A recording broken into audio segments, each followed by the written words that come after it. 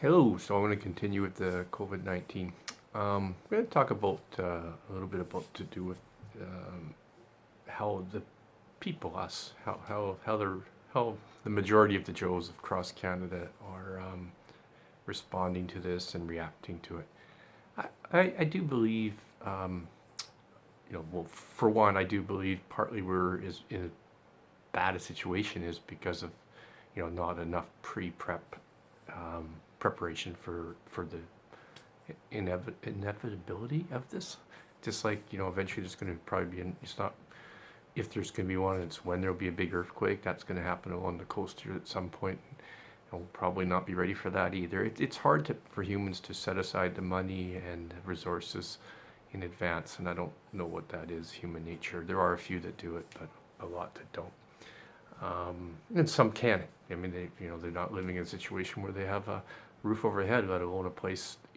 If they do have a roof that they're not sharing with 8 people, and there's no room to stockpile, all kinds of supplies. So there's that situation too.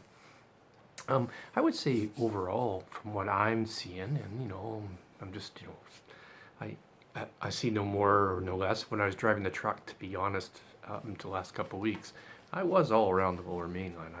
My route is, 2 days consisting of like the New West, Coquitlam, Burnaby's, Port Coquitlam, Port Moody, I always said Burnaby, Vancouver, and then back again down the other side of it. So I really literally circle all around that, and then head back into Richmond where my office is. And then on the one day of the week, I was heading up to the valley, and then on the other day, I was picking up supplies from different warehouses and stuff. So I was really getting out. And then when I say the valley, I do mean like Surrey, Langley, Fort Langley, Aldergrove. Oh, sorry, I start with Tawasin, Delta Tawasin, White Rock. So we're talking a lot of driving. So even if my orders, my truck's usually full, but even if it's not full, I still have all the drive time. So they're long days, and I really get around and see everything. Um, so one of my scariest places is going down on the Hastings streets or Powell streets in Vancouver and trying to lock my truck up and hope that my window hasn't been broken, my bag taken out of my truck while I'm doing deliveries, because the people there are. I've found people in my truck when I come back. They've jumped in the back. Like it's a scary situation, and I recognize they're stealing what they can so that to support their habits, and but obviously it makes for quite well some stories that maybe one day I should share some of them in more detail. So anyway, so I actually think I think Canadians are doing a pretty good job right across Canada at keeping separate. And there are going to be some people that will not do it. But I'm hearing these people say, "Well, we should crack down. We should make it martial law and all this kind of stuff." I don't know if they use the word martial law, but really strict, arresting people and stuff. And I'm like, no, that's not the answer, because what happens is, because of poor performance, you're punishing everyone. Because of few, percentage-wise, you're penalizing all those that are actually doing what you're asking them to do. And what you're going to take away even more, and you think about it, most people are, they're not visiting family anymore. They're not going to work anymore, and they're worrying about their bills. They're getting out to walk their dog or to go for a walk. I live in Steveston, so I find that the dike's a little bit busy for me, but it's busy, safe busy. I guess I just go out on a bicycle, and now I'm just finding the back streets and home neighborhoods are best because there's nobody out. I can just ride around and not have to even think about it and just enjoy myself and get some exercise. But when I did go to the dike a couple times, I noticed everyone was separate. People would wait for people to pass. They're 6 feet, 8 feet away. Be on opposite sides. People didn't crowd into each other. People didn't stop to talk to people they didn't know. They were out in their own little family groups, husbands and wives, or you could see a mom and dad with their young kids. I mean, in all said, it was actually very impressive how much of an effort they were all making.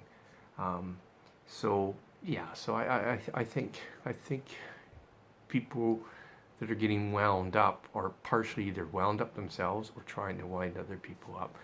and then cause more chaos. And it is chaos every time you take away these restrictions or take away people's jobs. You are risking people saying, I guess I can swear on my own tape. Fuck it. I'm not going to bother. They expect too much. The other thing I don't think this is helpful is the fines. Definitely not the arresting. You're going to put more people in jails and closer together. You're going to have cops handling people and putting them in handcuffs. Right? These are the people you're saying that you're not trusting that they might have it, and now you're going to be physically handling them. And it's all kind of. Let's just calm it down.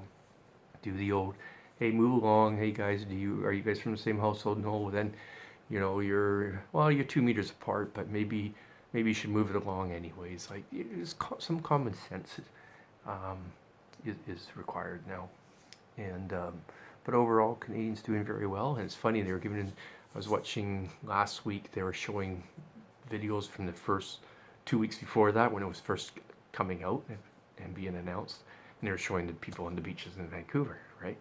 And Stevenson's not far from Vancouver. Anyways, and I'm like, wait a minute, that's the same tape from 2 weeks ago. So, news, you can't do that. And yes, I know later on in that same thing, about 30 seconds later after a bit of talking, you showed almost nobody there. And you were talking about people going out to explain to people why they shouldn't be. But that was more the reality of where we were at that time. And it was pretty much nobody out, nobody close together. Only people that were walking together looked like they were couples or whatever. So it was like, so why did you even show the one from 2 weeks ago? Why are you trying to stir the pot, rub noses in it, get the people back east going, well, I saw those people in BC. Oh, by the way, back east right now, as of today, BC's, had a little slight decline from last week. Who knows if that's just a blip or not. But, obviously BC's, doing pretty good, so stop hating us. I am going to come back with one right after this. I'm going to talk to Alberta about how, and by the way, I have family in Alberta, so I'm not an Alberta hater. Although for some reason, Albertans sure don't like BC.